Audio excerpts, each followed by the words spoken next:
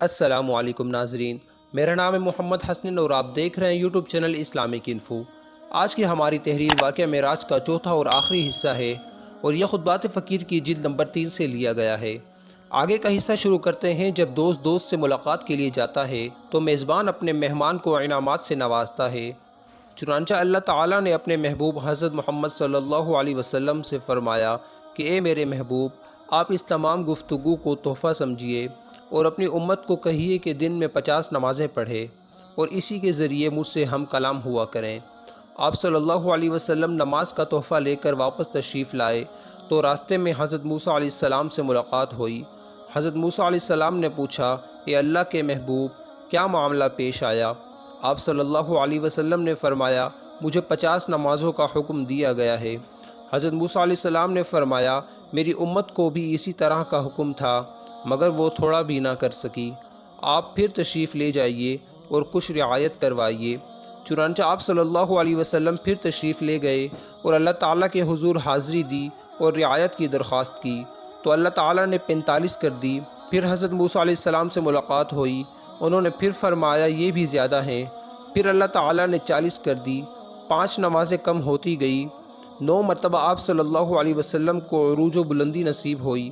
ظاہراً ایسے لگتا تھا جیسے نمازیں کم ہو رہی ہیں، لیکن اصل میں اللہ تعالیٰ دکھانا چاہتے تھے کہ کل کو کوئی یہ نہ بولے کہ اللہ تعالیٰ نے اپنے محبوب کو ایک ہی مرتبہ عروج نصیب کیا۔ اللہ تعالیٰ دکھانا چاہتے تھے کہ میرے محبوب کے لیے میرے در ہمیشہ کھلے ہیں۔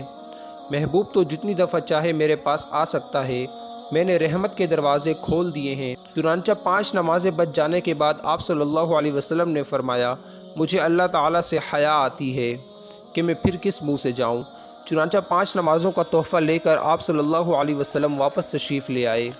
جب نبی کریم صلی اللہ علیہ وسلم واپس تشریف لائے تو آپ صلی اللہ علیہ وسلم نے فرمایا کہ میں اپنے گھر میں پہنچا اور دیکھا کہ جس پانی سے میں نے وضو کیا تھا وہ اسی طرح بہہ رہا تھا۔ بستر کی گرمی بھی مجھے اسی طرح محسوس ہوئی۔ در حقیقت وہاں جتنا وقت لگا، اللہ تعالیٰ نے نظام کائنات کو اسی جگہ روک دیا تھا۔ آپ صلی اللہ علیہ وسلم کائنات کی جان اور ارمان تھے۔ جب آپ صلی اللہ علیہ وسلم ہی تشریف لے گئے تو اللہ تعالیٰ نے نظام کائنات کو وہیں روک دیا اور ملاقات کے بعد جب آپ صلی اللہ علیہ وسلم تشریف لائے تو پھر نظام وہیں سے آگے چلا۔ ایک وقت تھا جب دنیا تخت سلیمانی کے اڑنے کو نہیں سمجھ سکتی تھی۔ آج ہوائی جہاز کی اڑان نے تخت سلیمانی کے اڑنے کو اچھی طرح سمجھا دیا ہے۔ ایک وقت تھا جب ابابیل کی کنکریاں جو ہاتھیوں کو مارنے کے لیے کافی تھی، وہ انسان کی عقل کو حیران کر دیتی تھی کہ پتھر کا چھوٹا سا ٹکڑا کہاں کسی ہاتھی کو مار سکتا ہے۔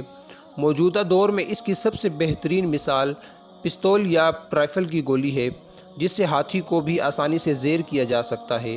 جب آپ صلی اللہ علیہ وسلم کے جسم مبارک کو چاک کر کے دل کو اللہ تعالیٰ کی رحمتوں سے بھرا گیا تو عقل انسانی اس چیز کو سمجھنے سے قاصر تھی، لیکن موجودہ دور میں ہارٹ آپریشن اس کی واضح مثال ہیں۔ اسی طرح لفٹ میں سفر کرنے والا انسان رف رف کا مطلب سمجھ سکتا ہے۔ آج براق کی رفتار کو بلٹ ٹرین کی مدد سے سمجھنا آسان ہے، جو براق کی رفتار کے برابر تو نہیں لیکن ایک آنکھوں دیکھی مثال ہے۔ جب آپ صلی اللہ علیہ وسلم معراج سے واپس تشریف لائے تو اگلے دن قریشی مکہ کو یہ سارا واقعہ سنایا۔ وہ بڑے حیران ہوئے، سوچنے لگے کوئی تھوڑی سی دیر میں مسجد اقصی تک کیسے پہنچ سکتا ہے اور واپس آ سکتا ہے۔ چنانچہ انہوں نے اس بات کو خلاف حقیقت سمجھا۔ آپ صلی اللہ علیہ وسلم نے معراج کے متعلق ارشاد فرمایا، قریش مکہ کہنے لگے اگر آپ مسجد اقصی سے ہو کر آئے ہیں تو بتائیں اس کی چھت کی کڑیاں کیسی تھی؟ نبی اکرم صلی اللہ علیہ وسلم فرماتے ہیں، مجھے تو چھت کی کڑیوں کے متعلق پتہ ہی نہیں تھا۔ میری طبیعت میں ایک عجیب سی کیفیت پیدا ہوئی کہ ان کفار نے ایسا سوال کیا ہے کہ مجھے جس کا جواب معلوم ہی نہیں، مگر اللہ تعالیٰ نے میری رہنمائی فرمائی اور درمیان کے سارے پردے ہٹا دیے۔ جو کچھ وہ پوچھتے جاتے میں ان کو بتاتا جاتا۔ جب میں نے ساری باتیں ان کو بتا دی تو ان کے مقدر میں پھر بھی ہدایت نہیں تھی۔ کہنے لگے یہ بڑا جادوگر ہے اور اپنے جادو کے ذریعے یہ ساری باتیں بتا رہا ہے۔ ابو جہل غصے سے وہاں سے اٹھ کر چل پڑا اور آگے حضرت ابو بکر رضی اللہ تعالی عنہ آ رہے تھے۔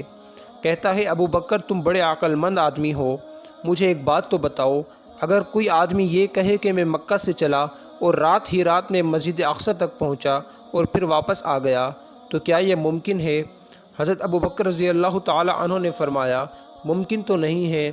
ابو جہل نے کہا، آپ ہی کے دوست محمد صلی اللہ علیہ وسلم کہتے ہیں کہ میں ایک ہی رات میں یہ سفر کر کے آیا ہوں۔ حضرت ابو بکر رضی اللہ تعالی عنہ تڑپ کر بولتے ہیں کہ اگر میرے محبوب نے یہ فرمایا ہے تو میں گواہی دیتا ہوں کہ وہ سچ کہتے ہیں، ان کے ساتھ یہ معاملہ ضرور پیش آیا ہوگا۔ اللہ تعالیٰ کو حضرت ابو بکر رضی اللہ تعالی عنہ کی یہ گواہی اتنی پسند آئی کہ ابو بکر کے نام کے ساتھ صدیق لگا دیا۔ قیامت تک کے لیے جب بھی حضرت ابو بکر رضی اللہ تعالی عنہ کا نام لیا جائے گا تو ان کو صدیق کہہ کر پکارا جائے گا۔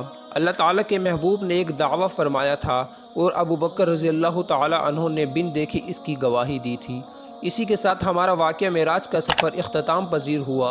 مجھے دیجیے اجازت۔ خدا حافظ۔